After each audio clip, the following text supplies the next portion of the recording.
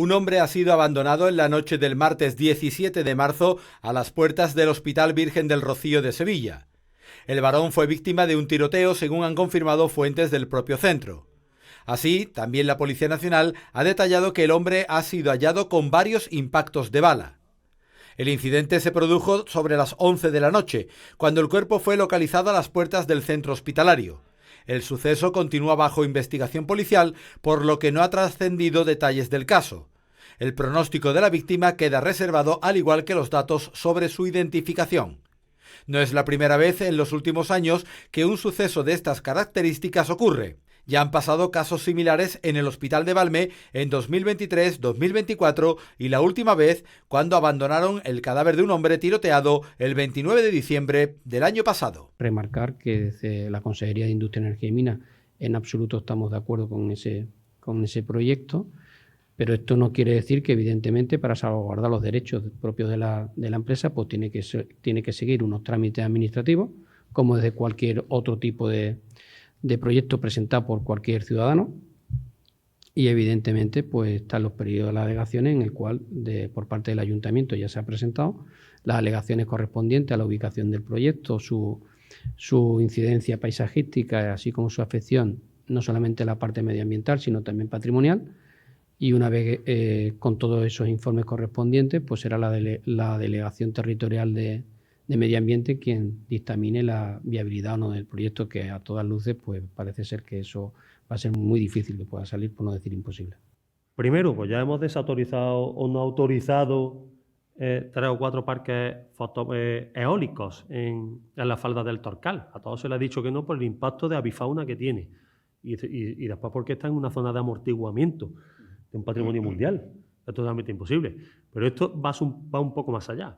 Es que en el proyecto viene que van a instalar 4 generadores, megageneradores, con 4 megavatios cada generador. Eso no son molinos, esos son megamolinos. Megamolinos, no un molino normal y corriente como los que vemos en la carretera, en Teba, Campillo, no, que son 3 veces más grandes que eso. Entonces, bueno, que nosotros, como digo, que el medio ambiente determinará la idoneidad o no, pero desde el punto de vista técnico eso tiene muy poco aviso de salir. La línea de AVE Madrid-Málaga pierde la mitad de servicios con la ruta alternativa y se queda con 14 trenes al día. Tras el derrumbe del talud en el tramo a la altura de Alhora, ahora solo circulan 14 trenes diarios, 7 por sentido, frente a los hasta 30 servicios habituales. Una caída que no solo limita las opciones de viaje, sino que también concentra a más pasajeros en menos trenes, reduciendo la flexibilidad y aumentando la presión sobre el sistema. El plan alternativo permite mantener la conexión, pero introduce transbordos por carretera desde Antequera hasta Málaga, alargando los tiempos. Todo esto a pocas semanas de Semana Santa, uno de los periodos de mayor movilidad del año, lo que agrava aún más la situación. Con las obras previstas en principio hasta finales de abril, Málaga afronta unas fechas muy señaladas en el calendario con una conectividad reducida y con grandes pérdidas económicas, hasta ahora cifradas en 300 millones de euros, una cantidad que podría dispararse en las próximas semanas. Todo dependerá de lo que tarde en restablecerse la normalidad. Si ahora mismo llevar a Barcelona sin conexión ferroviaria desde Madrid y por tanto con otras provincias 2 meses, se hubieran ofrecido 3 fechas distintas y tuviera un impacto económico de 1.300 millones de euros, ¿cómo estarían actuando algunos? Que nos digan a nosotros carroñeros me parece, sin duda alguna, una exageración. Creo que desde Andalucía hemos dado siempre un ejemplo de comportamiento leal e institucional. En muchas cosas que han sucedido en los últimos meses en Andalucía, donde siempre hemos antepuesto el interés general y la colaboración y la cooperación con otras administraciones, incluida la Administración General del Estado. Por tanto, a mí me parece un gravísimo error por parte del subdelegado utilizar ese tipo de frase. Pero sobre todo que me sorprende mucho, hubo un problema en el Cercanías de Barcelona, que es un problema que lo tienen, y hubo un cese fulminante de un responsable. A día de hoy, ni una sola responsabilidad, no ya por el accidente de Adamuz, que es suficientemente grave, ni tampoco por la tardanza. Desde luego, nosotros queremos que haya seguridad y evidentemente se tiene que trabajar en seguridad.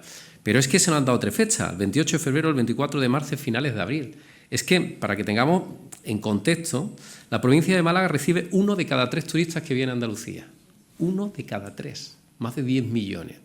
Se va a hacer una actuación inmediata y otra estructural, la definitiva, para que no vuelva a ocurrir nunca más esa situación en ese tramo de la vía, y se está trabajando 17 horas en cuanto se pudo entrar, porque hubo momentos en los que, igual que no se entraba en municipios que estaban evacuados, ahí no se podía entrar ni trabajar, y trabajando las 24 horas, que es lo que está haciendo Adif en este momento, para cuanto antes restablecer un servicio que no está interrumpido, hay que decirlo, sino que provoca, es verdad, es que haya que hacer un transbordo en Antequera, Antequera-Málaga o Málaga-Antequera en autobús, pero que sigue abierta la línea y la comunicación entre Madrid y Málaga, Málaga y Madrid.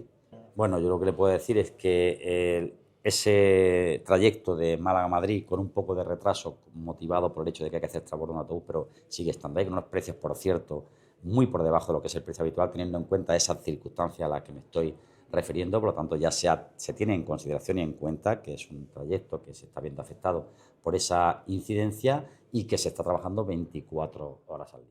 La crisis por la falta de un AVE completo en Málaga para Semana Santa sigue marcando la agenda informativa a nivel político. El PP de Málaga ha solicitado tanto al administrador de infraestructuras ferroviarias como a la operadora de trenes Renfe que estudie aplicar un transbordo en cercanías por el Chorro hasta la estación antequerana de Santa Ana y ganar en comodidad y seguramente en tiempo. Una propuesta que fuentes de la subdelegación del Gobierno en la provincia de Málaga tachan de brindis al sol. Hemos propuesto que se cambie el trayecto desde Málaga a la estación de Santa Ana en autobús para poder coger los usuarios allí el tren de alta velocidad a Madrid por un tren de cercanía, para mayor comodidad y confort de los usuarios, para ahorrar seguramente también tiempo, pero sobre todo para hacer más atractivo esta conexión ferroviaria. La propuesta del PP al Gobierno consiste en utilizar unidades de cercanías en doble composición, con 10 coches, que irían directos desde la estación de María Zambrano hasta la estación de AVE de Santa Ana, por la línea de cercanías del Guadalhorce y hasta el Chorro. Fuentes de subdelegación del Gobierno hablan de ocurrencia de brindis al sol por parte del PP, basándose en lo que tanto Adif como Renfe explican e inciden en que no tiene mucho sentido plantearlo desde un punto de vista del tiempo, cuando la línea C2 del cercanías, que hace el trayecto por el Valle del Guadalhorce, tarda más de 40 minutos en llegar hasta Álora.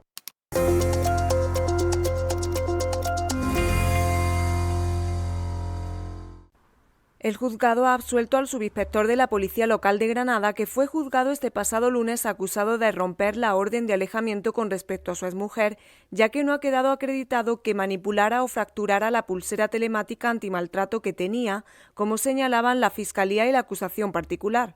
La defensa del agente ha lamentado que su cliente haya tenido que pasar por la pena de banquillo cuando había documentación que acreditaba su inocencia, ya que demostraba que no había manipulado la pulsera telemática ni había quebrantado la orden de alejamiento. Este agente fue condenado el pasado mes de diciembre a 2 años y 8 meses de prisión por un delito de violencia física y psíquica habitual y otro de menoscabo psíquico contra la que fue su pareja. Una decisión que ha sido recurrida ante la Audiencia Provincial de Granada, tanto por la defensa como por la Fiscalía y la acusación particular, y que está pendiente de que el tribunal fije una fecha para revisar el recurso. Comisiones Obreras y UGT se han concentrado este miércoles tras el accidente laboral en el que una persona falleció y otra resultó herida grave al derrumbarse un muro en una obra en Benarrabá, en Málaga, y han exigido medidas de choque contra la siniestralidad laboral para garantizar entornos laborables seguros y que se cumpla la prevención. Desde UGT exigimos un refuerzo urgente de la formación e información en las empresas de los riesgos laborales. Si bien los fallecidos en el 2025 han descendido en nuestra provincia de 20 a 16, tenemos que decir que ninguna muerte es asumible en el puesto de trabajo. Lo que exigimos es que se cumpla la prevención, haya un seguimiento tanto por parte del ayuntamiento como todas las entidades públicas y las empresas, en que se cumpla toda la prevención. Centenares de médicos andaluces se han congregado en el Palacio de San Telmo para reclamar condiciones dignas para su profesión. Muchos de ellos ya no pueden aguantar la situación y reivindican cambios urgentes en el sector. La huelga de médicos continúa y el Sindicato Médico Andaluz ha convocado a la manifestación que están viendo por las calles de Sevilla contra el Estatuto Marco impulsado por el Ministerio de Sanidad. Los profesionales de este sector defienden la necesidad de un estatuto propio para el colectivo médico y como elemento clave de las reivindicaciones. Aunque el Estatuto Marco de la Sanidad es competencia estatal, el Sindicato Médico Andaluz también ha defendido que las comunidades autónomas tienen un papel muy importante.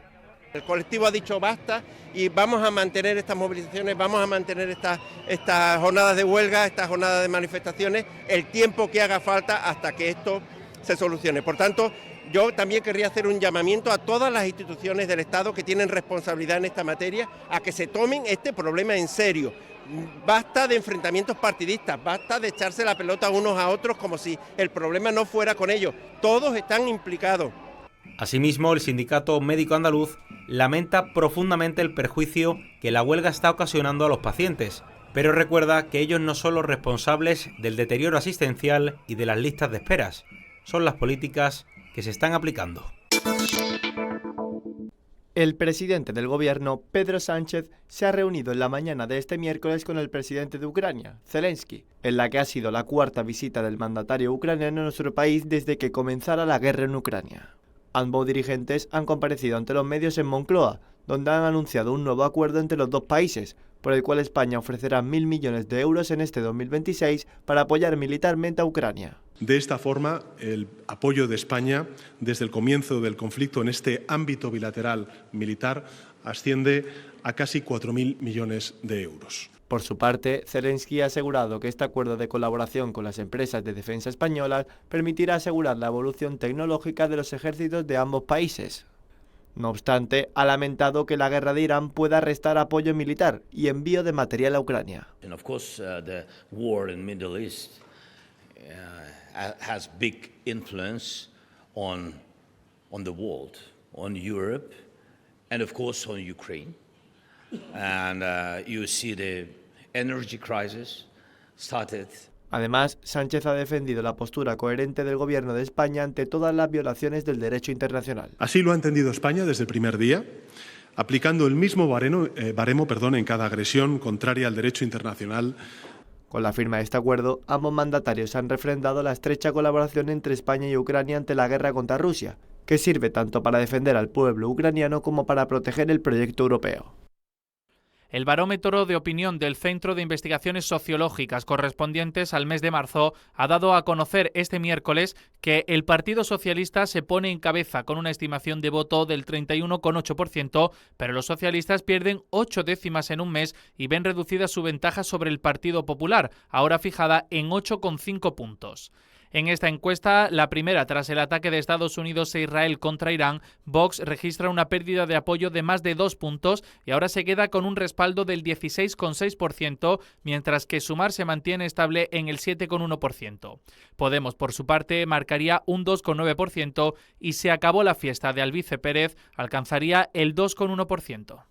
La guerra en Irán y las consecuencias económicas de la misma han centrado el debate en la sesión de control al gobierno en el Congreso de los Diputados. El líder del PP, Alberto Núñez Feijóo, ha comenzado su intervención con una advertencia, a lo que el presidente del gobierno, Pedro Sánchez, le ha respondido con una petición. No se le ocurra traer las medidas en un decreto ómnibus, como hizo con las pensiones. Por una vez, haga lo correcto y copie las medidas que hace 2 semanas ha presentado el Partido Popular. Usted no aclara si apoya o no la guerra de Trump y de Israel en Irán. No lo aclara, señoría. Pero no puede usted alentar y apoyar a quien incendia y luego quejarse de los efectos del humo que provoca ese incendio. Más concreción en el turno del PNV con Sánchez, quien apuesta por... Está en sus manos buscar acuerdos, hablar con los grupos para que se aparten las propuestas más extremas o ideológicas en favor de esas que generen consenso. No se la juegue esta vez. El Gobierno no solamente se va a quedar en lo urgente, que es ayudar a los sectores afectados, también va a trabajar en lo importante. Y en lo importante es en continuar con esta transición energética que nos está permitiendo ganar en autonomía estratégica. Y Sánchez vuelve a reivindicar su postura frente a Podemos. ¿Qué va a hacer el Gobierno para convertir en realidad el no a la guerra? Muchas gracias. Yo creo, señora Belarra, que el no a la guerra es ya una realidad. Y más peticiones por parte de Bildu. Y le pedimos cosas muy claras. Le pedimos que recupere el impuesto a las energéticas, que recupere el impuesto de solidaridad de los beneficios extraordinarios, que limite el precio de los alimentos básicos, de la electricidad, del gas, que recupere el bono social térmico y eléctrico, servicio, que prohíba los cortes de suministros para quien no puede pagarlos, que dote de mecanismos eficaces de ayuda a las industrias electrointensivas y que prorrogue los contratos de alquiler y de hipotecas. No será hasta el próximo viernes cuando el Gobierno aprobará en un Consejo de Ministros extraordinario un nuevo plan para paliar los efectos económicos de la guerra. La Misión y la Milagrosa, hermandades de las vísperas de Sevilla, reclaman una respuesta del Consejo de Cofradías a su petición de ir a la catedral. Ángel Ruiz, hermano mayor de la Misión, tiene claro que todo es cuestión de voluntad. Nuestras reglas se aprobaron en el 2007, las de penitencia, en el 2008 lo solicitamos por primera vez y desde entonces lo hemos solicitado 3 veces más, en el 2015, 2023 y 2025. La última ha sido hace 7-8 meses y bueno, no hemos tenido respuesta por parte del Consejo ni de la delegación diocesana. Por su parte, el hermano mayor de la Milagrosa, Javier Martín, se muestra totalmente abierto al diálogo. La reclamación que hacemos creo que es lícita, ¿no? Todas las hermandades hacen estación de penitencia a la Santa Iglesia Catedral, nosotros como otra más, pues también lo reivindicamos, ¿no? Yo creo que hay sitios, lo que hace falta es derribar muros y los muros los ponemos las propias hermandades, ¿no? Tenemos el mismo derecho, unas que otras, así que habrá que lucharlo, habrá que consensuarlo, habrá que hablarlo y creo que hay soluciones, pero hay que poner cada uno de nuestra parte. ¿Quién sabe si estas hermandades llegarán a hacer su estación de penitencia a la catedral? Por ahora se centran en ser escuchadas y buscar soluciones.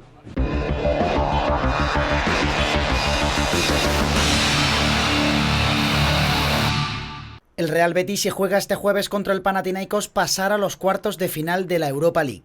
Los verdiblancos necesitan remontar el 1-0 de la ida, pero sin perder la calma, a la que apela un Pellegrini que avisa de lo difícil que será hacerle daño al conjunto griego. Sabemos que mañana enfrentamos a un equipo que defiende muy bien, que tenemos que estar creativos, que tenemos que estar intensos, no tenemos que intentar hacer el segundo gol antes que el primero, tenemos que salir desde el principio, con el primero, con mucha intensidad. Darle la vuelta a la eliminatoria supondría un hecho histórico para el club de Heliópolis, que nunca ha conseguido estar entre los 8 mejores equipos de la segunda competición continental.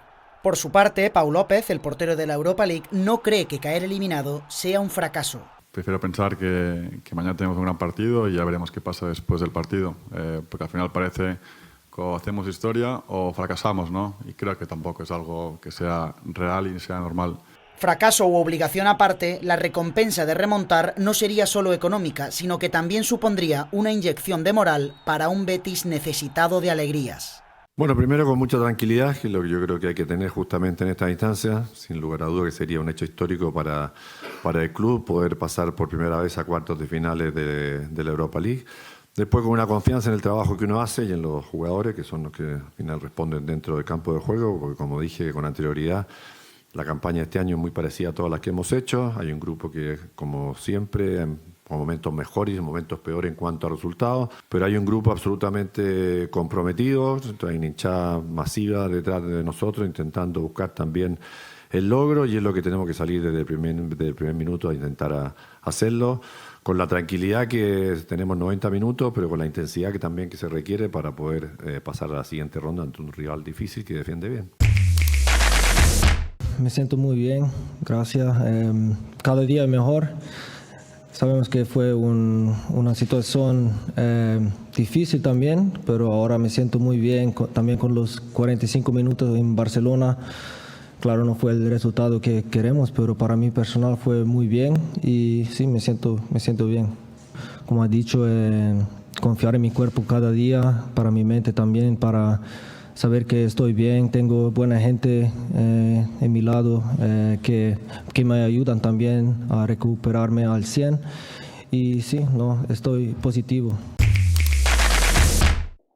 La presidenta del Consejo de Administración del Granada Club de Fútbol, Sofía Yang, ha emitido un comunicado oficial en el que niega una presunta venta del club.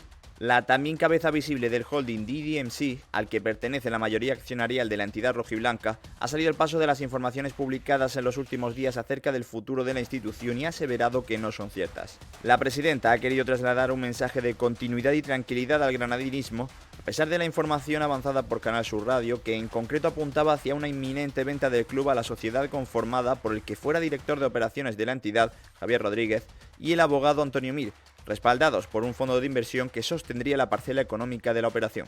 El club niega tener conocimiento de esta pretensión y asegura no tener ningún proceso abierto con estas personas, más allá de trámites pendientes de resolución vinculados con la salida de Rodríguez de la institución rojiblanca. Fuentes externas consultadas por 101 Televisión, no obstante, todavía insisten en que existiría un proceso avanzado para la adquisición de la entidad, aunque no lo vinculan con el que fuera director de operaciones del club. Rodríguez, ante la consulta de este medio, no ha ofrecido declaración alguna. Hay un cordobés que se ha propuesto romper todos los récords de segunda división. Se trata de Chupete, delantero del Málaga Club de Fútbol. Esta temporada suma 14 goles, la mayoría de ellos se han conseguido con dobletes. En el por 2, Carlos Ruiz Rubio suma 6 y solo 2 futbolistas han marcado más dobletes que él en la categoría de plata, siendo sub-21. El mítico David Villa sumó 10 con el Sporting y lidera esa tabla. Esta campaña el punta cordobés está al acecho del Pichichi. Andrés Martín y Dubasín solo superan al canterano malaguista con 17 tantos. Mientras que Chupete es el tercer clasificado en estos momentos, aunque con menos partidos que estos dos. La evolución del jugador ha sido exponencial, y es que el curso pasado estaba en tercera federación con el filial blanquiazul. En invierno subió al primer equipo, y desde entonces todo se traduce en goles. Su buena campaña no pasa desapercibida para otros equipos, que ya le siguen la pista, ni tampoco para la Federación Española, que podría convocarle este viernes para la selección sub-21. La Confederación Africana de Fútbol ha declarado este martes a la selección masculina de Senegal culpable por perder la final por incomparecencia, la final de la última Copa de África que se disputó el pasado 18 de enero, por haberse marchado del campo y amagar con no volver en señal de protesta tras un penalti. La Junta de Apelación admitió y estimó el recurso interpuesto por la Federación de Marruecos, tras el desenlace de esa final, donde Brahim falló el polémico penalti tirándolo a Lopanenka, y no evitó una prórroga donde Pape Gueye marcó un golazo que le dio el trofeo a Senegal. Por su parte, la Federación Senegalesa de Fútbol ha anunciado que recurrirá ante el Tribunal de Arbitraje Deportivo. En el comunicado, los senegaleses denunciaron esto como una decisión inicua, sin precedentes e inaceptable, que a su juicio arroja descrédito sobre el fútbol africano. Pate Cis, jugador del Rayo Vallecano y campeón con Senegal, se tomó a risa la situación de la CAF, donde posteó 2 fotos con el trofeo y la medalla comentando todo lo ocurrido. Granada se convierte en el epicentro del fútbol sala nacional desde este jueves 19 de marzo hasta el domingo 22. El Palacio de Deportes de Granada acoge la Copa de España de Fútbol Sala, en la que participan los 8 mejores equipos tras la primera vuelta liguera, entre ellos el rey del torneo, el Movistar Inter, que ha conquistado 11 veces la Copa de España. Además del conjunto madrileño, el Pozo Murcia, el Barça, el Manzanares, el Cartagena, el Illes Balears Palma, el Jaén Paraíso Interior y el Valdepeñas lucharán por el título.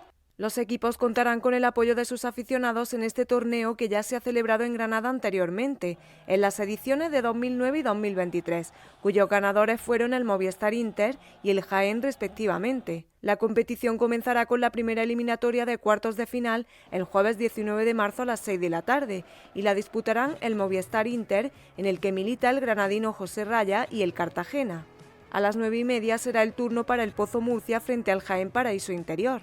El viernes se enfrentarán a las 6 de la tarde el Manzanares y el Illes Balears Palma, y a las 9:30 el Barça contra el Valdepeñas. Las semifinales se jugarán el sábado 21 de marzo, una a las 6 y otra a las 9:30 de la noche, mientras que la gran final será el domingo 22 a las 6 de la tarde. Granada ya está más que preparada para acoger la gran fiesta del fútbol sala nacional, que congregará a miles de aficionados y profesionales durante los 4 días que dura el campeonato. Además, paralelamente también se celebrará la Copa de España Juvenil con partidos en Albolote y en la capital, además del 5º Congreso de Entrenadores de Fútbol Sala, que va a reunir a referentes internacionales en la capital granadina. El Unicaja ha puesto el broche de oro al Round of 16 de la BCL ante la Peña de Ricky Rubio. Los malagueños ganaron por 86-74 a Juventud de Badalona en el último partido de la ronda, donde estaba en juego el liderato. Para que lo consiguiera, el Unicaja debía ganar el partido y hacerlo con una diferencia de 5 puntos, donde lo pudo hacer el equipo de Ivonne Navarro, que ganó con una ventaja de 12 y consigue el objetivo que buscaba. En el último cuarto, los cajistas tenían ya certificado el partido, donde el MVP fue Kalinowski con 17 de valoración, en la que fue la vuelta de Ricky Rubio al Carpena. El base de Masnou repartió 11 asistencias y se reafirma en el máximo nivel tras un periodo complicado. La Laguna Tenerife, Juventud Badalona y Unicaja han avanzado hasta los cuartos de final de la competición, aunque la mala noticia nacional ha sido la eliminación de Dreamland Gran Canaria tras no firmar una buena fase.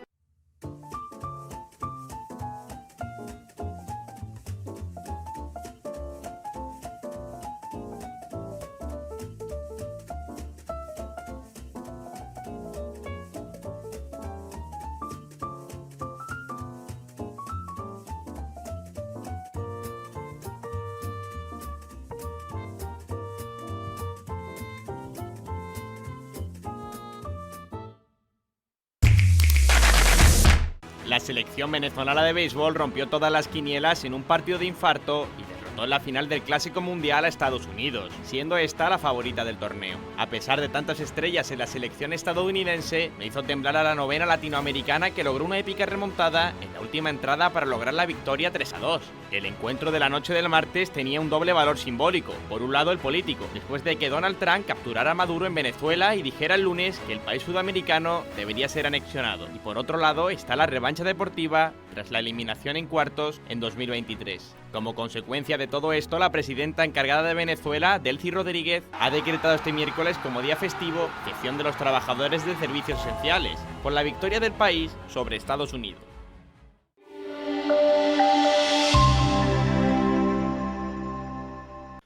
El tiempo en Andalucía para este 19 de marzo se presenta con cielos con intervalos nubosos de nubes medias y altas, aumentando a cubiertos y acompañados de chubascos que se irán extendiendo por el tercio occidental durante las últimas horas del día.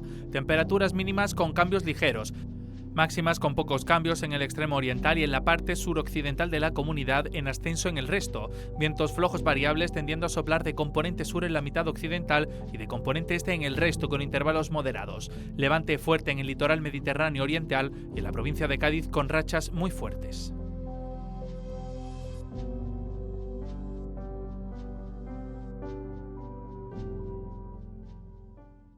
Procuro olvidar, haciendo en el día mil cosas distintas. Procuro olvidar, pisando y contando las hojas caídas.